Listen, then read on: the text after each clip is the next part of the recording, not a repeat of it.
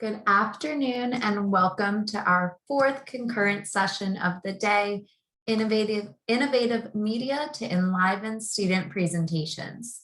Our presenter today is Amanda Hill from St. Mary's University. Professor Amanda Hill is an assistant professor of communication studies at St. Mary's University, specializing in storytelling and media production.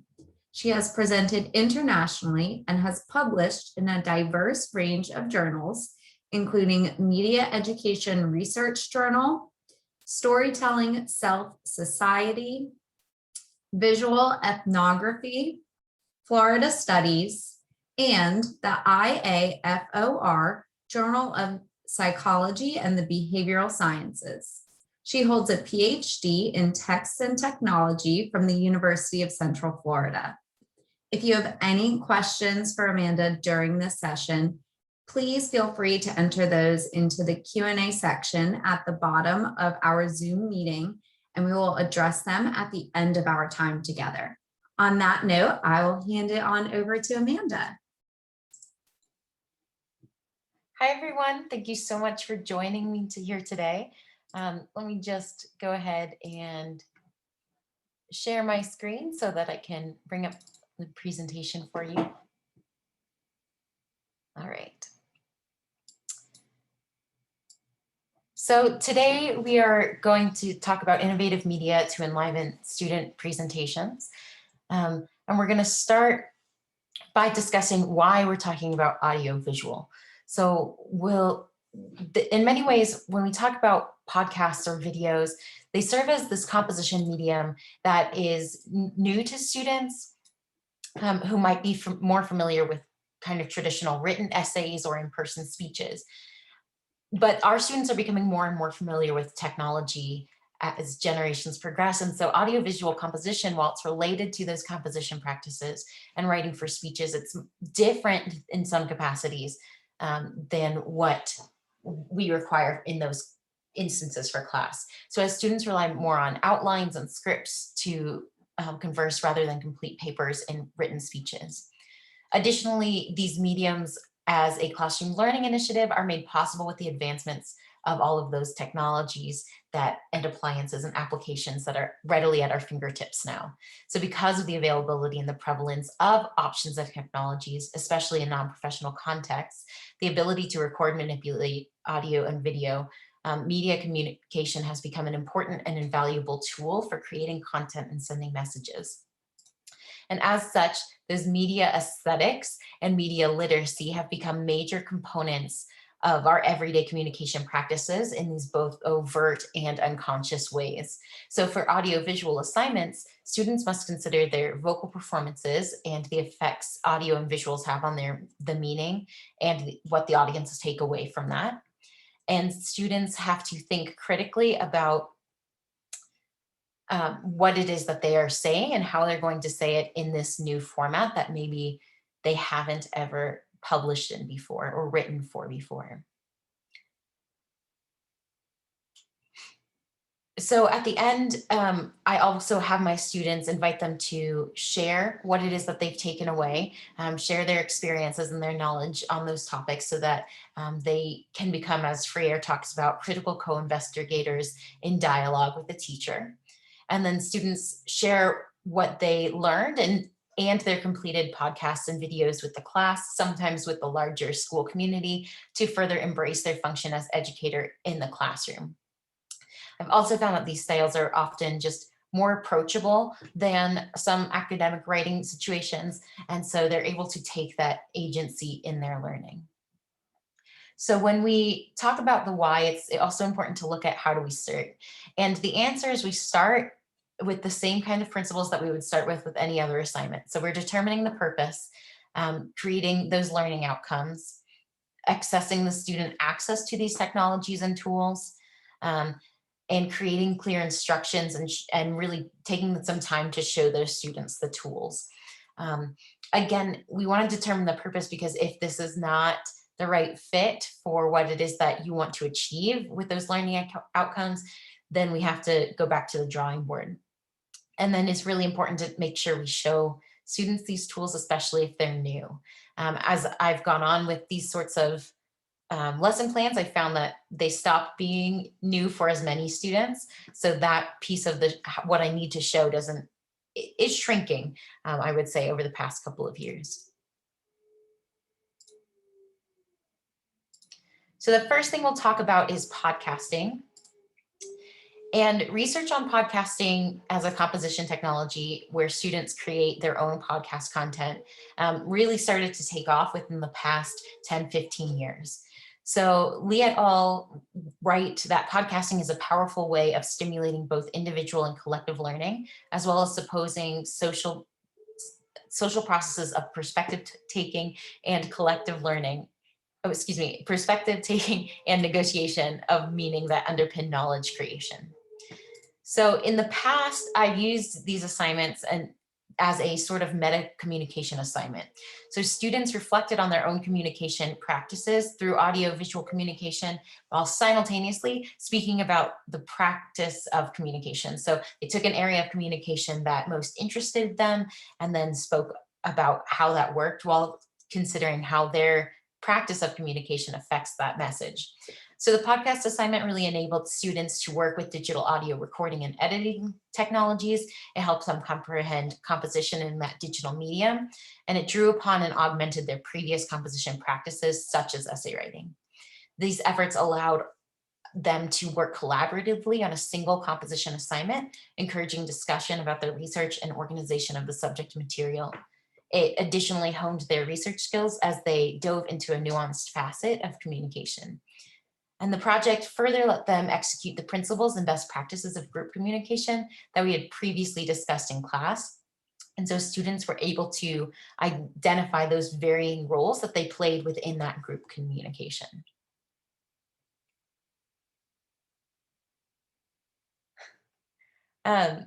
Students, again, they created these projects collaboratively, and they did this so that as they worked together, they could identify, again, those group responsibilities, but they also had different sections that needed to happen to make it a completed project.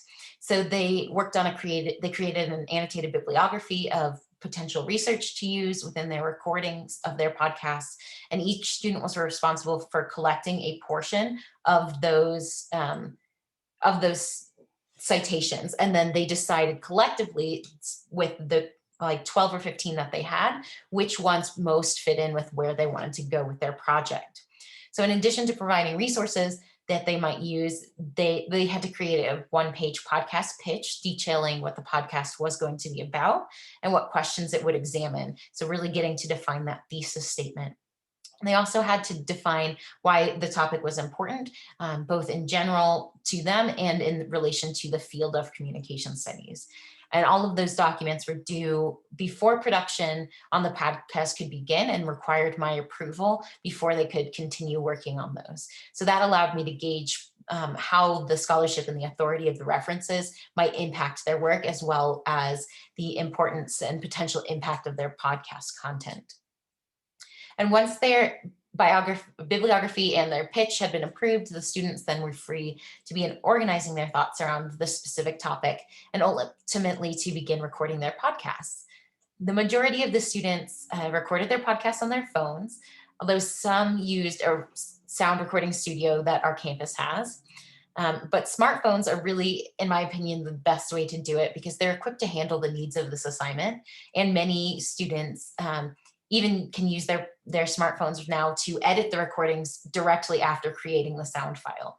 So I introduced students to Garageband, which is available on Apple devices. And that's a program I chose because it's free, it's easy to use, and because so many students have some kind of Apple device.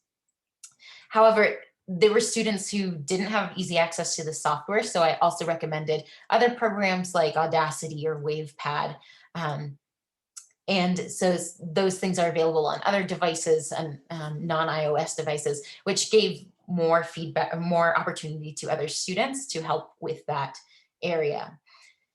And then once the students completed that editing of the podcast down to 10 to 12 minutes, was the requirement, they then had to create transcripts for that audio.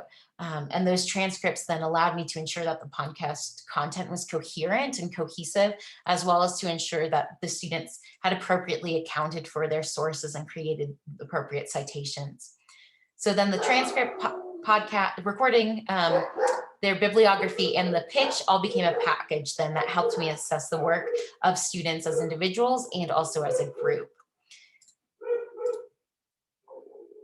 So to talk more about some of these podcasting sources that might be useful for students, Garageband, again, is what I showed to students. And then with the second one is Audacity, which is also free. But Anchor, Soundtrap, and SoundCloud are also great resources for creating podcasts with your students.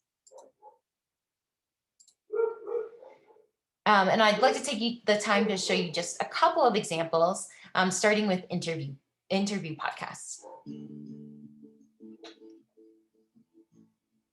From taking orders and making coffee, tea, and other drinks, baristas work to maintain a good customer's relationship and put Starbucks as one of the most profitable business nowadays. Hi, well, my name is Cordelia Villalpando. I'm currently 20 years old. I'm from Monterrey, Mexico, and this August I started working as a Starbucks barista in the Starbucks of the Bloom Library.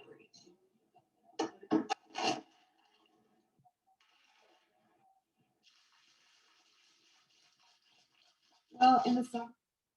So when we're talking about interview podcasts, they're focusing on interviewing, they're focusing on asking questions, on connecting with another person, getting that person to tell them their story. And then there's these other focuses that you can add. So collecting those ambient sounds, as you heard, like the shaking of the drink there and the din of the Starbucks. So those all add to that storytelling that goes on within that podcast. But it really is that focus on how do we tell these stories of others when we're focusing on those interviews. The second kind is essay podcasts. Hi guys, welcome back to the 3 Gen Z, the podcast where we, Isaac, Jalissa, and Brittany, give you our take on topics requested by you, our listeners. Today, we are sponsored by Autobox. In today's episode, we are going to talk about something a little more serious that happens all around us that you may or may not realize is going on with those closest to you. This topic relates to each and every one of us, and we believe it's good to know how to communicate and recognize the signs. We're going to talk about how you can help someone else get out of contemplating suicide using different communication skills. some of the most powerful and significant communication. So this is the one where I was saying it's very meta communication, right? So there's a focus on a scholarly subject, in this case, something specific about communication studies. It's collaborative. It doesn't have to be, but in my classes, I often make them just so that they're sharing that responsibility and getting a new project to work on together. And then it's like a conversational way to really approach an academic topic. So there's a very different communication style than if they were writing an academic essay on it. All right. And that sums up podcasting, because I also want to talk to you today about how you can incorporate video into classrooms. And so to do that, I'll talk about video essays, but I'll really talk about the style of digital storytelling, which is a form of video essay, but I think breaks it down very nicely. So digital storytelling really emerged in the early 1990s and stems from a diverse lineage of cultural production, among which we include home videos, photo essays, etc., as Cambridge and Fletcher say. This lineage allows digital storytelling to have a broad range of meaning, encompassing a wide variety of frameworks ranging from small-scale narratives to video games to interactive web narratives. But I'm going to use the term digital storytelling here to really talk about this specific style of video essay. And these essays are really short. They're generally 3 to 5 minutes, and they often focus on a specific topic or a moment in time. In Capturing Lives, Creating Community, Joe Lambert, who is the director of Story Center, who runs workshops on how to facilitate these kinds of video essays, he talks about the different layers of a digital story. And so there are these layers that are visual and audio. And in those visual layers, we've got the composition of an image, the ability to combine multiple images within a single frame, either through collage or through montage, so like fading over time, the juxtaposition of a series of images over time, and then movement applied to a single image. So if you think about panning or zooming in. The use of text on screen is also another visual that students can use. And then you also have audio layers like spoken narration, other kinds of sound. Often students will also incorporate music into their stories. Digital storytelling has been shown to increase levels of engagement and active learning and heighten academic success in ways that engage students differently than in traditional singular literacy composition practices. So it shows that students engage with digital storytelling, they're engaging with active learning, they're reaching greater levels of academic achievement, they've had increased academic motivation, and more permanent learning. Candace Figg and Robin McCartney found in a 2010 study that digital storytelling additionally increased academic achievement for at-risk students through improved writing skills, increased family involvement, and students and support in the learning process, and also an increased awareness of future educational opportunities. So as a compositional practice, I go to digital storytelling for a variety of benefits, including that it's a platform for meaning making, and because it favors a flat hierarchy between participants, researchers, and other stakeholders. It's also a great form of multimodal composition. So again, not necessarily relying just on a written text, but how do we combine layers of messages and meaning? So helping to really develop that ability to be literate in digital literacy. So when we talk to students about this, I often form it as if they were building something, as if it were a collage or something that they could stack. So it becomes a period of construction, and students create visual and verbal representations of whatever it is that they're talking about. So if it's the story about themselves, or a focus on a specific topic, or an interview with somebody else, or an oral history, then they're able to figure out what images need to go with what pieces of the audio, what audio needs to be put in, and how do you tell the story by if you have to cut some of it out. And ultimately, in digital storytelling or video essays especially, but you also see this in podcasting, trying not to let the spectacle take over. So you can do a lot of flashy things in video, and students often want to, but the point here is that they can craft a coherent message and something that's clear and easy to follow within audiovisual production. And that doesn't always work if your first focus is on spectacle. So when we talk about the steps of digital storytelling, it's the same as we would begin any kind of written essay. So we come up with an idea, students draft a script. I usually say no more than 100 words per minute, because you sometimes want some space to emphasize, and that's pretty quick for people talking. Then they'll finalize their script. They'll collect whatever audio they need for that, or they'll record themselves saying it, or select the music from a copyright-free place, and choose also then the images or the video or whatever other visual assets they need. And then they'll divide up their scripts in terms of where the pictures change. You can do this either in a text-based way so that the students section off their script by pictures, or you can create a storyboard depending on how far into the process you want to go. And then they layer it together in a video editor, and then they draft, revise, and finalize the narrative, and they export it or publish it and share it. So some good resources for creating this video. Adobe Spark has a free version where you can make short videos that really are focused on incorporating short pieces of video or photographs mostly, and then you can record your voiceover right in that. iMovie, of course, and Windows Movie Maker are easily available on iMovie is on Apple products and Windows Movie Maker is on Windows products. Animoto also does similar projects to Adobe Spark. And then Wevideo is the video editor I often ask students to use if they are if they're doing something a little bit fancier with video. So Wevideo is a cloud-based tool that lets people collaborate on videos, and it also gives you a little bit more features than you might get in your traditional iMovie or Windows Movie Maker.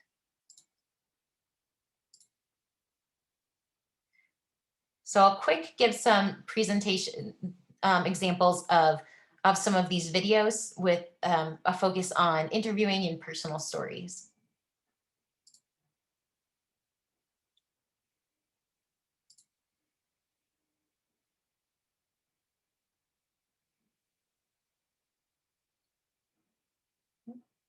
Sorry, technical difficulties here. Let's see if we can.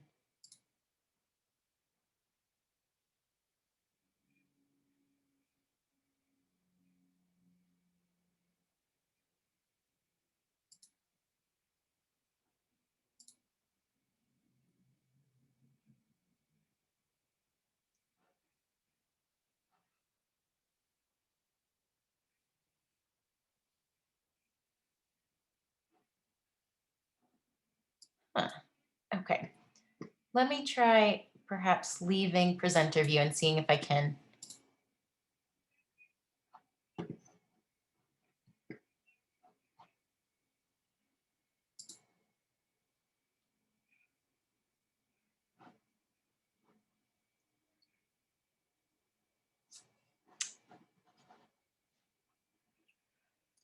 Well, I'm sorry, folks. When I tested this earlier, it was working just fine. So give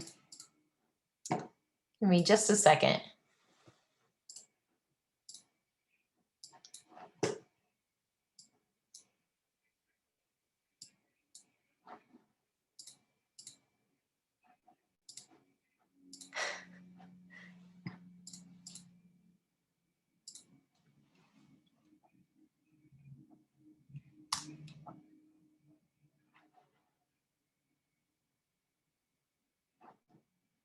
Well, the site appears to be frozen at the moment. Well,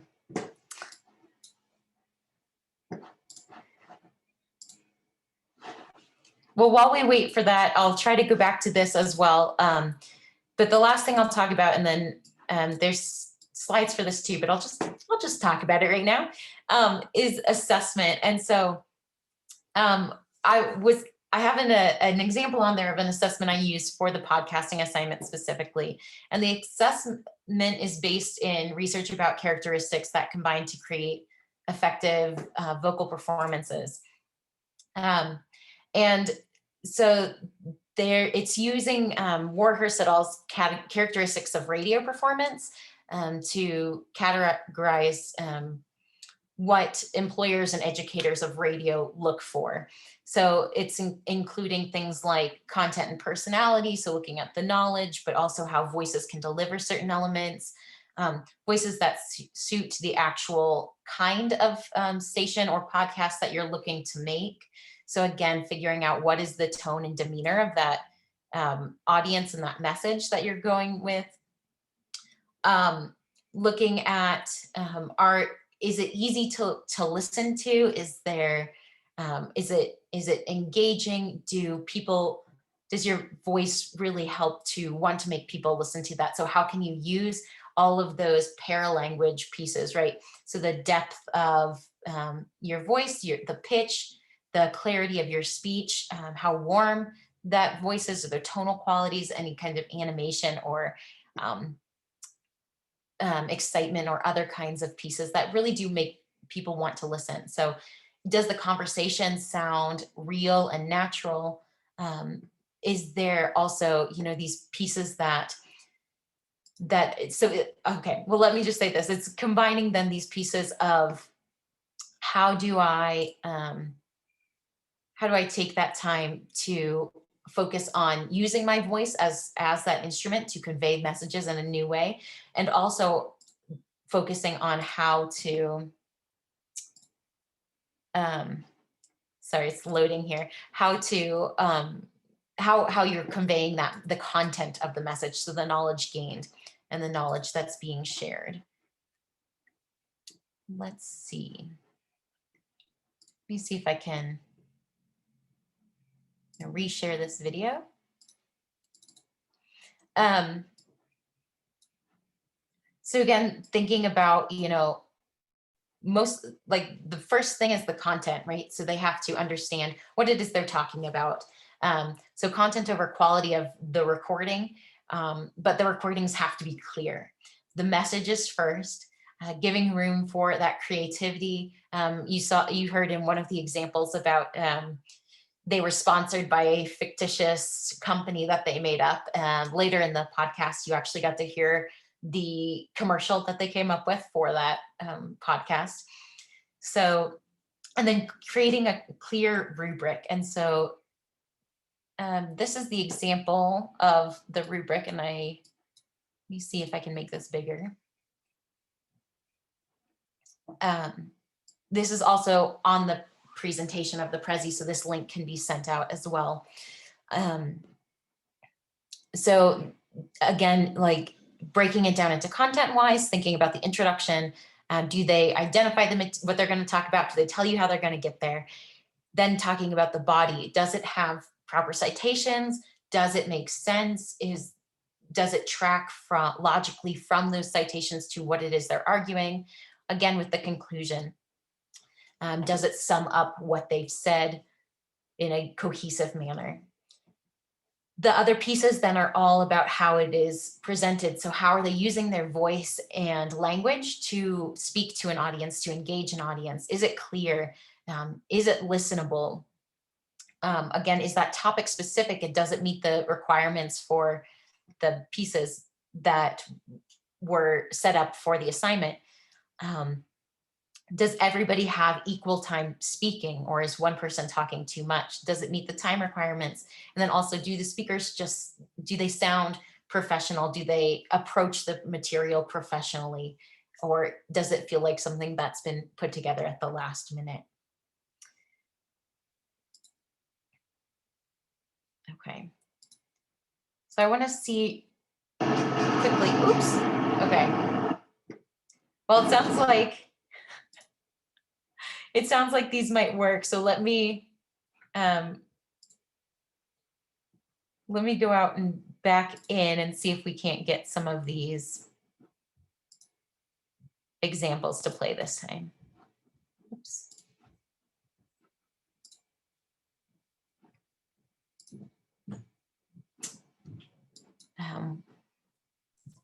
And as Amanda is working through this to get us those videos, I just want to remind you that we will have about 5 minutes at the end of our time for some questions. So feel free to enter those into the Q&A at any point so that we can cover those at the end.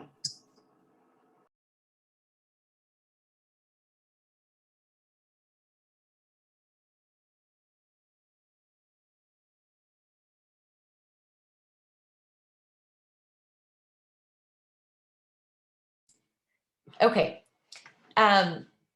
We'll start with this one. This is a student's creative work for a personal story. I was having a really hard time recovering from an abusive relationship from high school, and I was really frustrated with myself for not being where I thought I should be in my healing process. See, I always imagined my healing process would be linear. I'd heal a little bit every single day, and then suddenly I wouldn't even be affected anymore. But that is not how it was going. It actually looked a lot more like this. Some days I felt like I was getting worse, and I was still terrified of being alone with men. But when a cute guy from school asked me out on a date, I reluctantly said yes. So the day comes and he picks. So I'm just going to play a short clip because I want to make sure that we have time for questions too. So this is one form of story work that they can do. There is one before this that I'm not sure I can access right now, but I'll try that's a little bit more traditional as well, to how students generally make stories, making use of their own personal archives. So let me see if this one will play.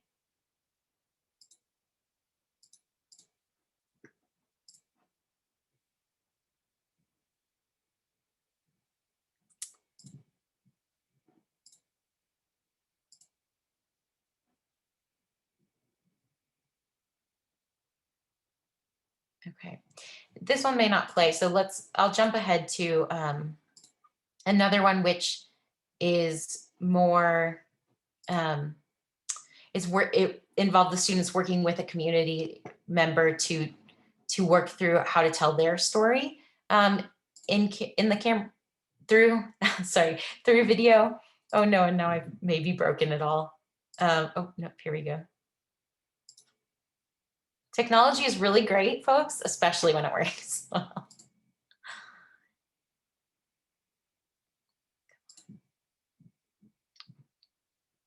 Picks me up and he drives me to a place called Kelly Park, which is 1 hour away from my house.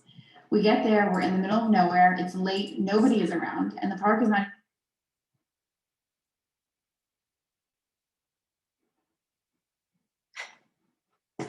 Oh no. Okay, here we go.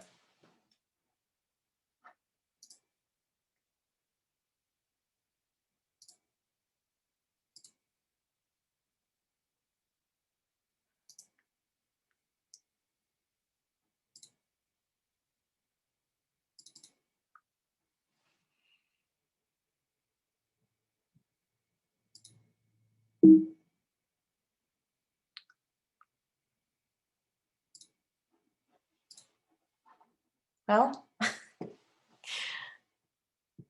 okay, we will make sure that you get access to this link. Can we do that, Megan? Okay. Yes, definitely. Yeah. All right. And then all of the videos will hopefully play better off of your own computers than they do on mine. So I'm sorry about that these aren't playing well.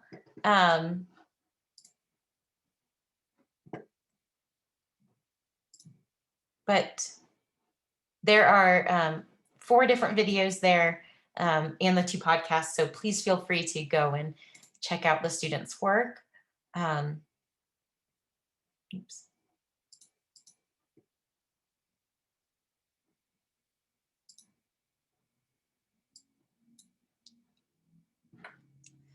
But I am happy to begin taking questions.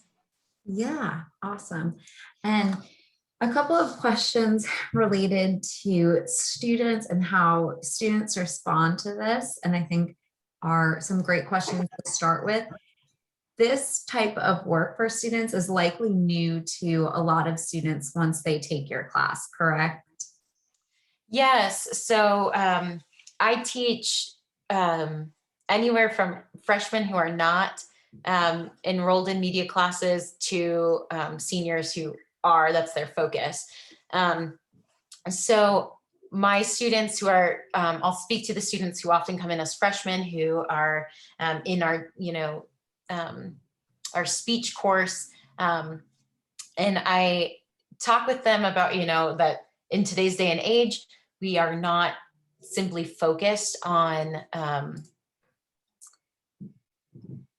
communicating in person anymore. And I think, the last year, we've certainly seen that we are talking more and more in digital spaces. So understanding how we come across in those spaces is really important. And so I work with students to think about, the different ways that they communicate already through digital media. I work with them to understand what programs have they worked with, if any, about editing or editing audio or editing video. Some of them have had some experience with that, which is helpful, but it's not necessarily necessary because the programs that I have them working with often are so intuitive that they are, that it helps them to just to work within that. Group projects, as like the podcasts, are also ones I tend to do with the freshmen more often, because they're working together. They have more brain power, or like more brains working on the same problem.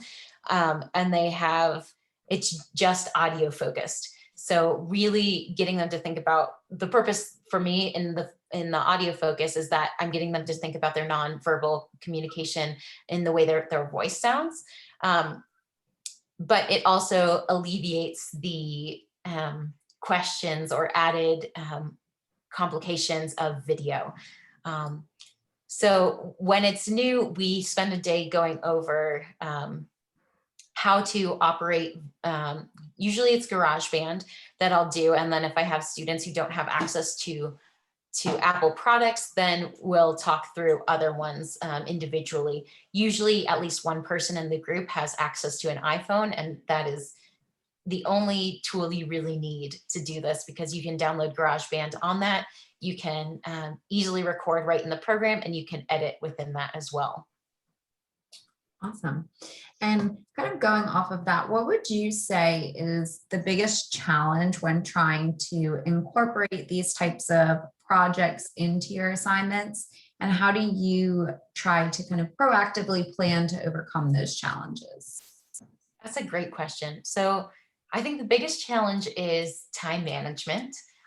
These are big projects and big assignments. And as many of us have probably experienced, sometimes students put things off till the end, thinking they can accomplish it much quicker than we already know that the time that it takes, So to help combat that, that's why I do so many scaffolded steps. If you think back to, as I was explaining that podcast, students have to turn in their pitch, they have to turn in their resources, they have to turn in all of this background information before they can move forward with the process. I also will give them time to meet in class, because one of the biggest problems that students often say is that they have no time outside to meet with their group. So we'll do time in class to help them, especially when they get to the record phase, because that's the phase where they really do need to be in the same room together. So just making sure that you're scaffolding all of those different steps, really outlining them at the beginning so that students understand processes and the steps that they have to take, and thinking through how, helping them think through and understand a little bit more, as much as we can, right? How much time each section is going to take. Awesome. And kind of going off of that, what have you learned as you've implemented these types of assignments in your class, and how have you really adjusted these to, meet your course goals and help your students? That's a great question. So actually, is it in the, I'm sorry, Megan, can you repeat that one so I can get Yeah. on? So I always think of how educators are so good at just growing in their practice over the years. And so I assume that these assignments have really grown as you've implemented them and seen students work through them. So how have these types of projects and presentations really grown and developed over the years for you in your classes? Yes. Okay. So I think a good answer to this is talking through those video essays that I was mentioning. So the way that I learned to make those simple essays were with personal stories, and thinking about like selecting a moment in time and how do you tell this story and what images do you need, and that kind of thing. And I still do that sometimes for students, but I also find that as a tool can be so transformative to other kinds of pieces. So I'll have students work with community partners or other folks on campus to instead of telling their own story, go out and create, an oral history or an interview with somebody else and do the same thing, but working in tandem with somebody else to figure out how do I work with another person to tell somebody else's story, and what is my role in that, and where are my fingerprints that on that, and how do I really work to tell the story they want to tell rather than the story that I am already focused on telling. So we'll do that. I've also used it to work with students to create essentially like different kinds of essays on characters in literature, or about different historical moments, thinking about, you know, how does this form of just very simple video essay, how can it translate into other kinds of content creation? And that's been really helpful. And then some students, because I do teach media at the higher levels, then this is, it serves as a great introduction project, which we can then go on from and build bigger video essays or video documentaries or things like that from there. That's not everybody's practice, I recognize, but that's where I take it. That's awesome. And going off of that, can you speak more about the rubric that you use for evaluation? And does that vary between the video essay versus the video podcast? And then lastly, how do students then respond to this type of evaluation? That's a great question. And the rubrics that I use do vary. There's a different one for video than there is for podcasts. There's also differences between the podcasting one stays pretty much the same, but the video one will change depending on the class, and if the class is media focused, or if it's a video just because it's a good medium to work with, but is not a media-based class. And so I work with, I do two sorts of things with those rubrics. First of all, I give them to them in advance, and we go over it as part of the expectations of what the project looks like, so they understand exactly what it is they're going to be graded on. And then I look again at how do I break this down for students in terms of content and in terms of the performative elements. So for podcasts, because really it's the content and it's that metacognition about how do I use my voice to communicate, that one has very little technical components. The only thing I ask in that one is that it is clear and understandable to play.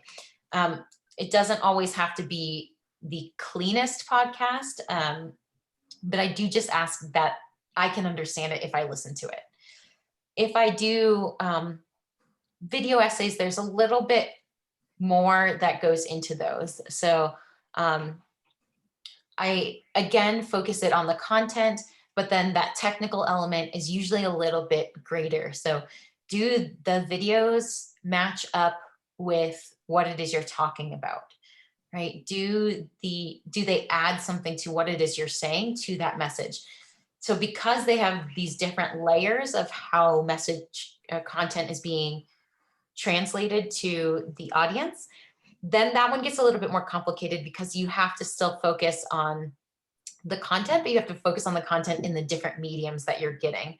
And then thinking about how are those layered together. So there's a little bit of a difference there in terms of what that rubric states. And then with videos, especially, I do in that scaffolding of work, I'll do, you have to send in a rough draft of your video, or at least send in, you know, well, I do a storyboard and then a rough draft of the video. So that storyboard really is going to show me, you show the images you put, and you show like the text or the audio that you're going to say under it.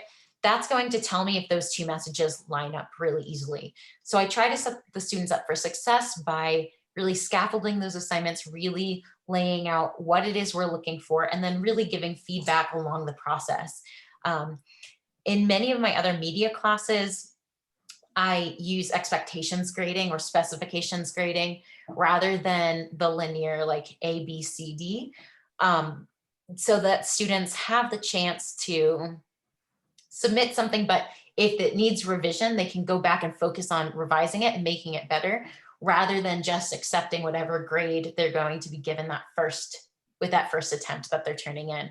And so that process I try to translate also into these other kinds of rubrics where I do that scaffolding pieces, so they know they're getting feedback along the way. They know that if they're on the right track or if they're not on the right track. And I really try to make sure that they do that. And then the students do respond really well to that, the scaffolding and just the ability to understand if they're on the right track. Having the rubric up first helps them a lot to know where it is they're going. There's the students seem to get that it's not necessarily about how savvy they are with the technology, or how glitzy their videos come out, if they have fancy transitions or whatever. That's not what it's about. It's about how do they use the medium to convey the message of the content. Yeah. That's awesome. And that's a great note to end on, because I think that summarizes it really well. Thank you for all of the information that you shared and sticking with it through the joys of technology and the trouble that sometimes comes with it. We really appreciate it. I'm going to go ahead and launch a quick 3-question poll for everyone on the presentation that we just watched.